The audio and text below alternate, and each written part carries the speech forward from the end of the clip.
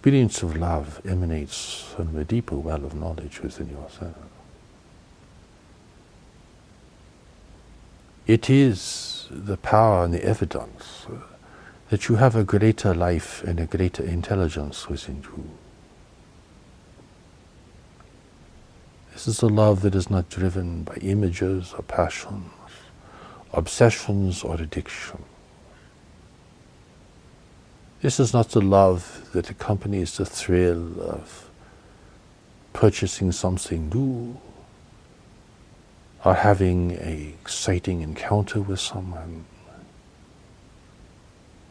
It is a love that emanates from a greater well within you, representing a deeper relationship with yourself and a deeper relationship with another and with people everywhere.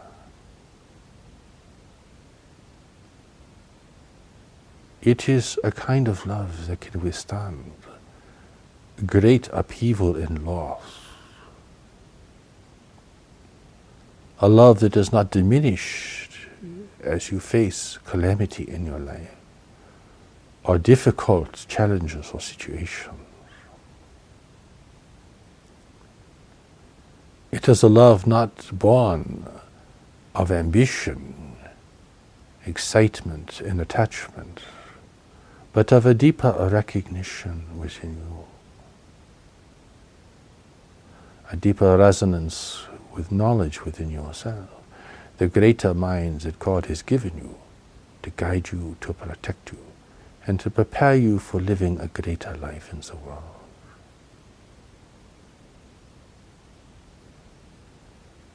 This love is stimulated by true recognition of another,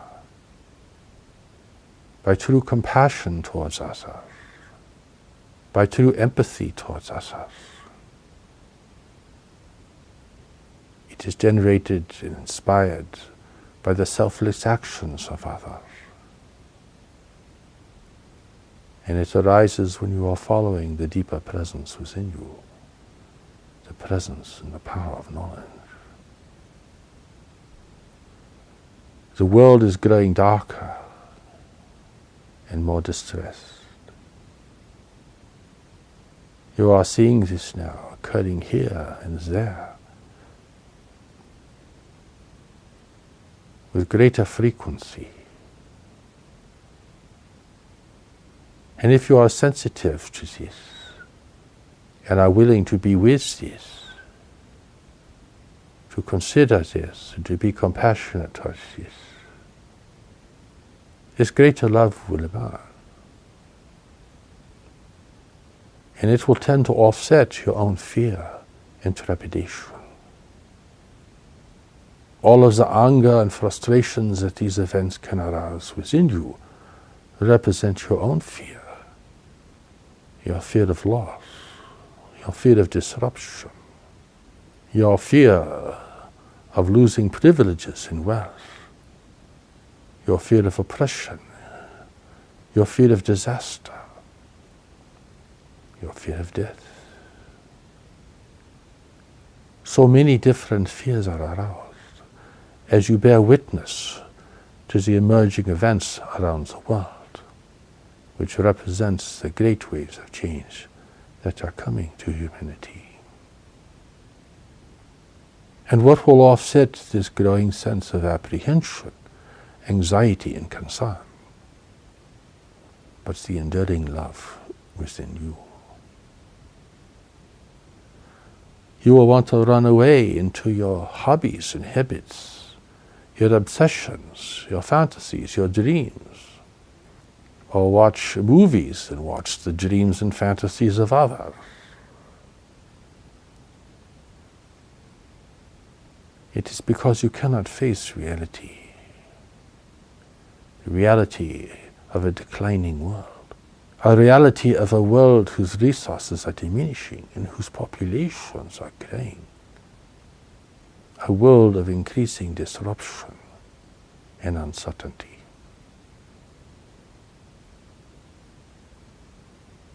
As you take the steps to knowledge and unite your surface social mind with the deeper mind within you, you will have the strength to face these things with greater clarity, objectivity, and equanimity. You will feel the suffering of others. You will feel the tragedy of changing events. You will feel lots of emotions being aroused within you by these arising and emerging situations. But the enduring love will give you strength and countenance in the face of these things. For knowledge is not afraid of the world.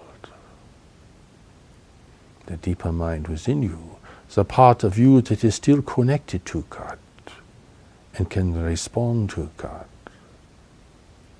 is not afraid of the world. It is not afraid of death and destruction and mayhem and loss, deprivation. All the things that plague you and terrify you and make you want to run away and hide somewhere.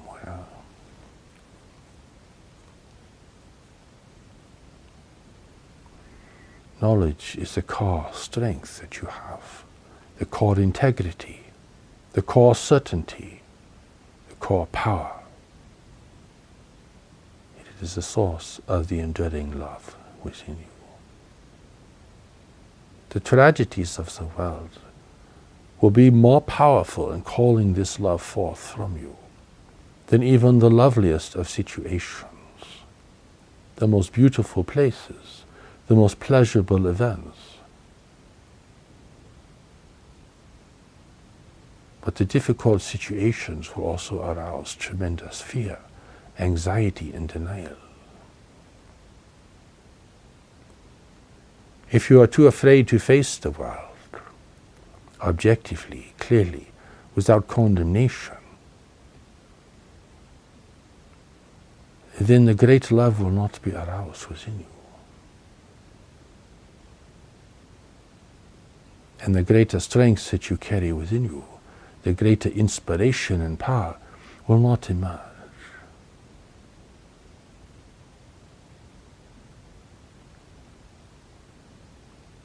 It is facing whatever life presents to you as honestly and objectively as you can. This will bring forth the power of knowledge, and with it, the enduring love.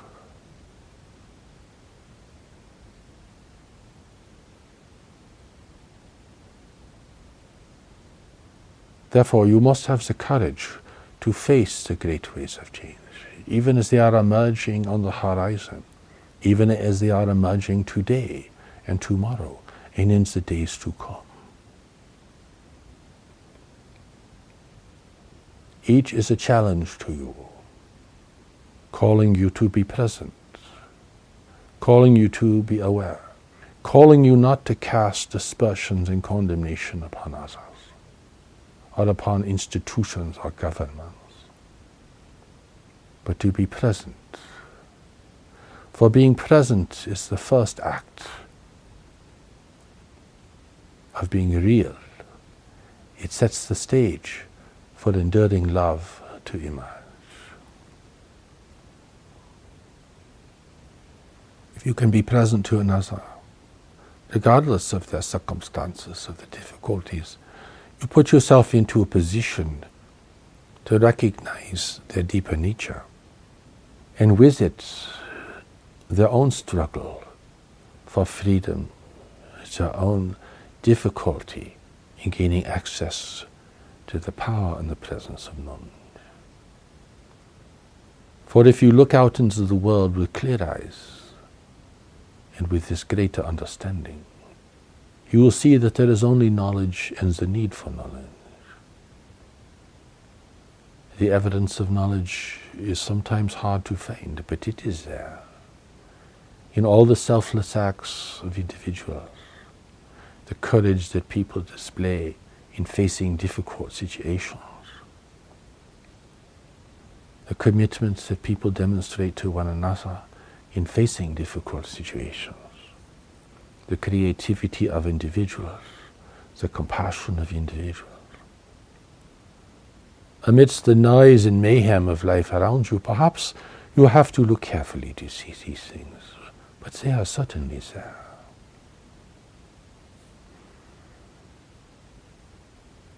But you have to face these things to have this opportunity. And facing isn't simply making yourself vulnerable to other people's suffering and difficulty. It is really being present and practicing stillness. That is what being present really means.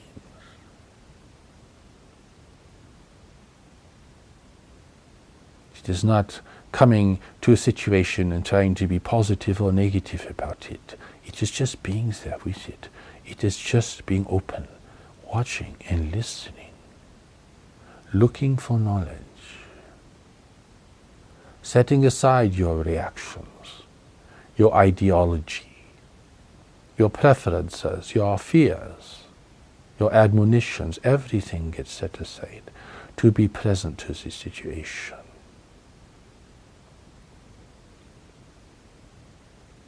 This is an important exercise in focusing your mind and in exercising greater discipline over your emotions and reactions to people and situations. It is this ability to be present that represents real development in your spiritual awareness, understanding, and abilities. For if you cannot be present to situations, then you are denied the great teaching these situations provide and the opportunity for knowledge to emerge and for you to experience the power of enduring love. Enduring love is not something you generate because you just appreciate a situation or people. It is not fabricated. It is not created by the intellect. Oh no. What we speak of emerges from a deeper place within you. And it emerges naturally as you are present to yourself and present to others. As you exercise courage in facing what is occurring in the world. And building over time the strength to set aside your fearful reactions and your personal preferences.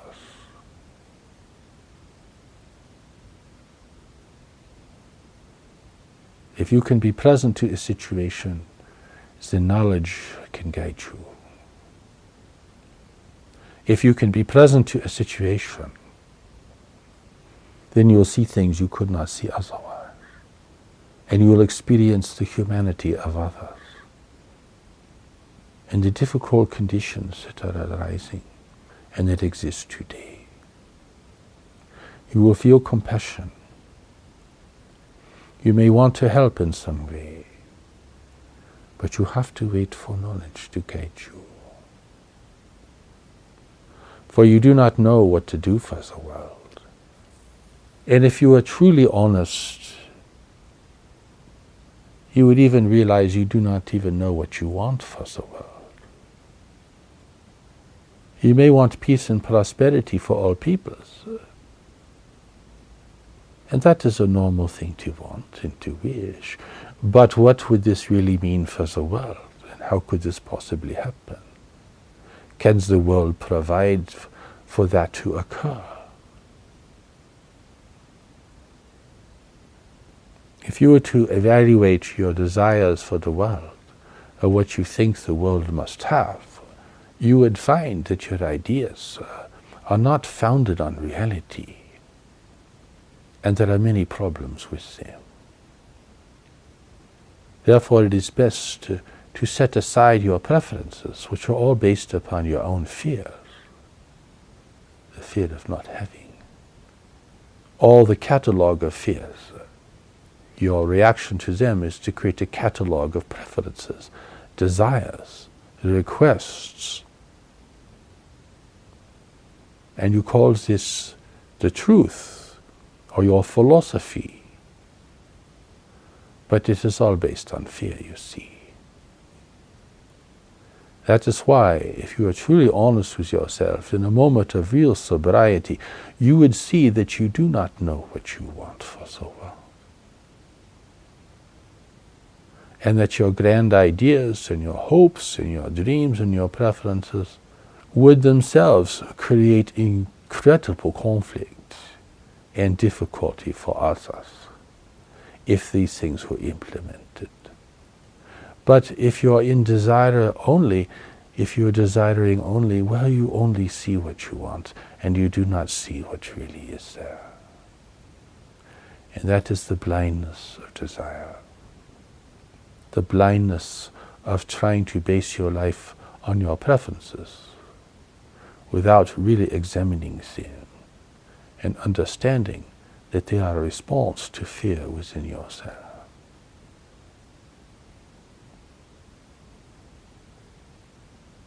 It is so much more powerful just to be present, to exercise clarity, to learn to listen, to still your mind so you can hear, to set aside your fears and preferences, desires and beliefs so that you can see what is coming over the horizon. For that is what you want, and then that is what is happening and what will happen. You cannot experience enduring love if your life is based upon preferences. Because preferences require you to be fundamentally dishonest with yourself. You only want to see certain things and not others. You only want to be in pleasant situations and not unpleasant situations. You only want to be with people who share your point of view and not with others who do not. You want life to be a certain way, but life is not like that. So to maintain this approach, you are fundamentally maintaining a dishonest position with yourself and other people. And here you become merely another antagonist in the world, another person complaining, condemning, rejecting and denying the people and the situations around you. And certainly the world has enough people doing this already to make the situation very, very dangerous and difficult. But you have a greater opportunity now to step aside from living this kind of fearful and desperate life, this dishonest life, this life where you are a stranger to yourself and you cannot experience your deeper nature or inclinations.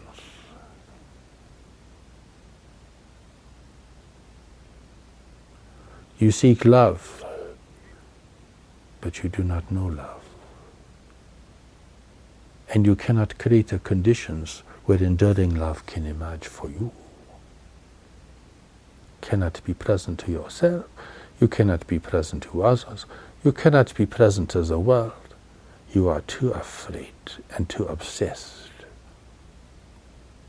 This keeps you in a constant state of frustration, confusion and dishonesty.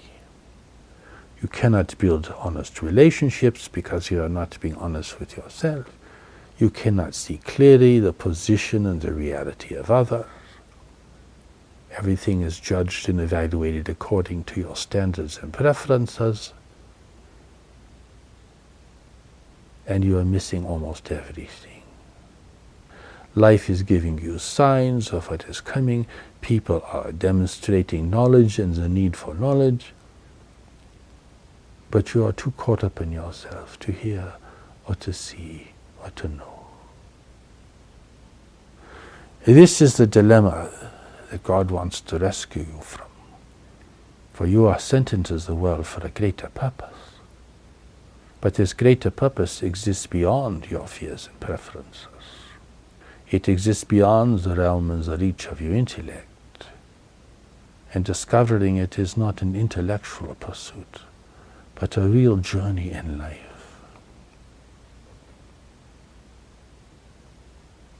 You're looking for enduring love. And you want to experience that coming from yourself and receiving it from others. You may even want to experience it coming from God or the angelic presence. But you yourself must establish the correct approach and understanding. You must clear your mind. You must see that your beliefs are things that you have built for your own self-defense and to gain social advantages with others and to alleviate your own constant fear and anxiety. The world you will be facing will become increasingly difficult and challenging. Where will you find the strength, the power, and the stability to face this and to learn to navigate it successfully? If you are honest with yourself, you do not have an answer. You do not know, because the intellect cannot know these things. For this you need a greater power within yourself to guide you, to protect you, and to teach you to navigate the uncertain in unpredictable times to come. You need a greater strength. You need a greater association. You need relationships that are occurring on a greater and more profound level. You need a new relationship with yourself. You need new relationships with others. You need to approach the world differently, consciously, purposefully, effectively.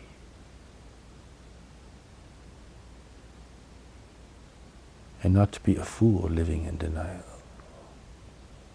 Avail yourself to the wisdoms of the world, but most importantly, to the power and the presence of knowledge within yourself. You cannot use knowledge. It is not a resource for you. You cannot use it to gain wealth, power, and precedence over others. Knowledge is more powerful than your intellect. It cannot be used. If anything, knowledge will use your intellect to guide you and to teach you how to communicate effectively and how to develop discernment and discretion in life.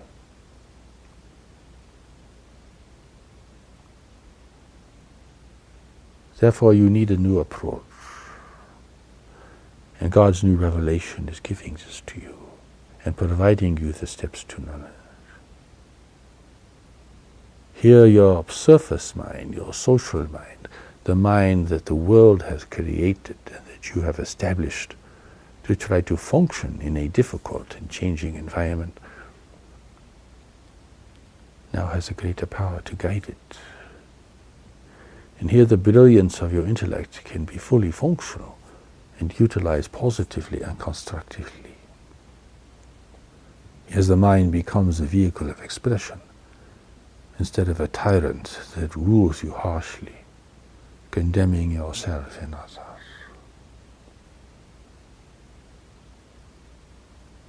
Here you finally take the steps to ending separation within yourself. By reconnecting your deeper nature to your surface mind and personality, by bringing the power and presence of knowledge into your life, into your circumstances, into your relationships, into your work, into your health, into everything you do. Here you will begin to see things you could not see before, and know things you could not know before. Here you begin to experience the power of enduring love. Here your sense of gratitude towards those who support you and assist you, and even towards those who frustrate you, begins to grow, because you see here how everyone is teaching you how to value your own integrity and the power of knowledge within yourself. Here everyone is teaching you the consequences of not doing this. The world is demonstrating what living without knowledge is really like and what it produces, and the infinite number of tragedies that result. time you will even look upon this with gratitude and compassion. Here you will realize that the world is a dangerous and frustrating place, despite its greater beauty and magnificence. Here you bring greater clarity and sobriety and start to take your life seriously.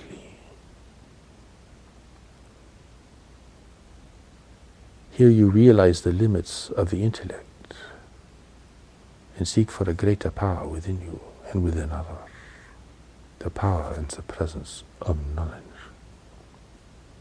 Here, instead of romantic excitements and obsessing over others, you seek a deeper resonance and relationship with others. You want to be with the people who can share your real journey in life, and not simply try to lose yourself in fantasy pursuits with others.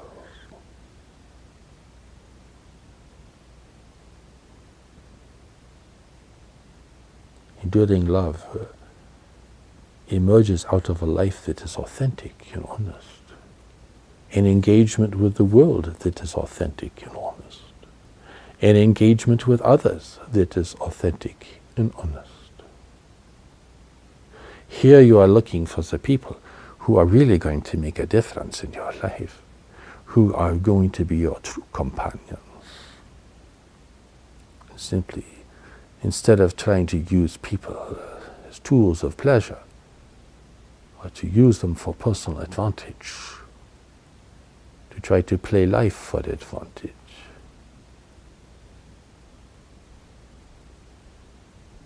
It is a great change, a great shift, a great turning point for you. And it is all based upon honesty, self-honesty, not just knowing what you feel, but feeling what you know, feeling your deeper integrity, your deeper conscience. Not the conscience your culture has instilled in you, but the conscience that God has put intrinsically within you as part of creation.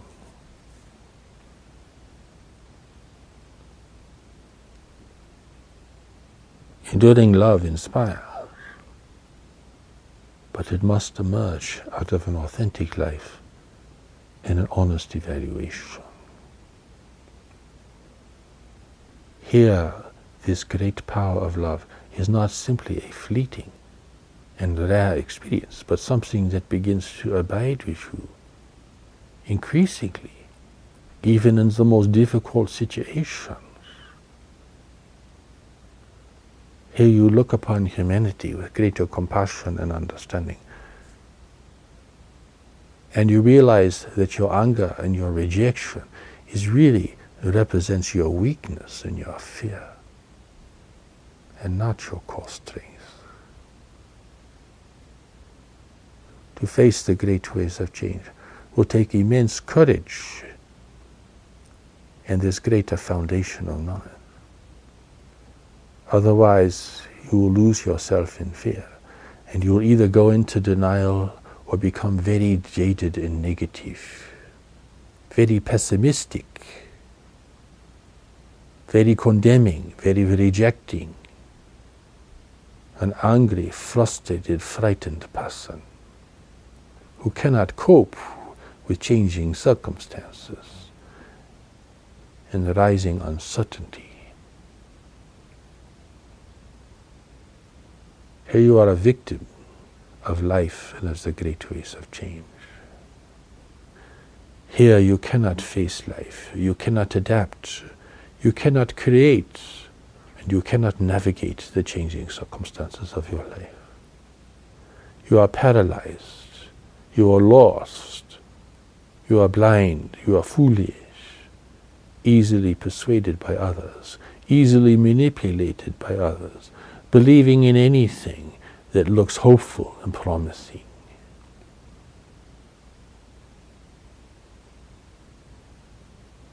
Many people will respond in this way, of course, but you should not be one of them, and you should not promote this in others.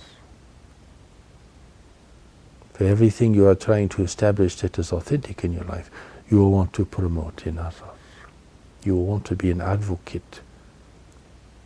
You will want to demonstrate things. You will want to call forth things from others, because you want to experience the power of knowledge within them as well.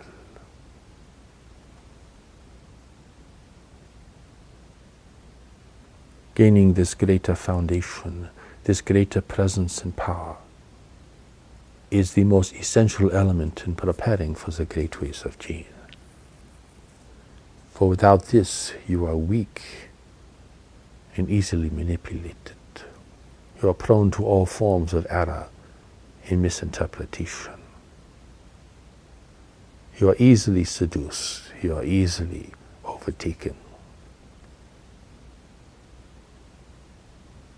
Whatever you do on the outside to prepare for eventualities, nothing is going to really take care of you and provide for you and give you strength and certainty and clarity, except the power and the presence of knowledge.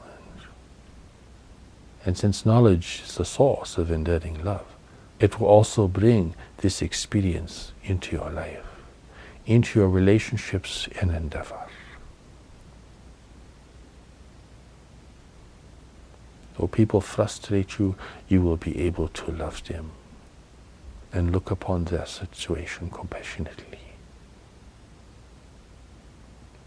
Even though terrible things will happen in the future, you will also see acts of incredible courage and commitment in people. Difficult situations brings out the best and the worst. You want to be in a position to have these things stimulate your strength and not your weakness. You want to face the world with this great strength that God has given you. This great power to see, to hear and to know, to recognize others, and to change your course, your direction whenever that becomes necessary. To be free to do this. To be free to respond to those relationships that hold the greatest promise for you. To be free to receive guidance from knowledge. To be free to follow knowledge as your first and primary commitment in life. Here you see that enduring love is not a passion. It is not a thrill, it is not an excitement. Instead, it is a pervasive experience, an abiding experience, an enduring experience, an enduring love that can face anything, that can go through anything, that can serve anything. This is the strength your heart desires, and this is the strength you must have. And this is the strength that God's new revelation provides for you. Be grateful that you have such a deeper nature. And be grateful that God has spoken again. For God has given humanity what it cannot give itself, and will reveal what humanity cannot see itself, and will clarify the reality of your deeper nature and your true purpose for being in the world at this time.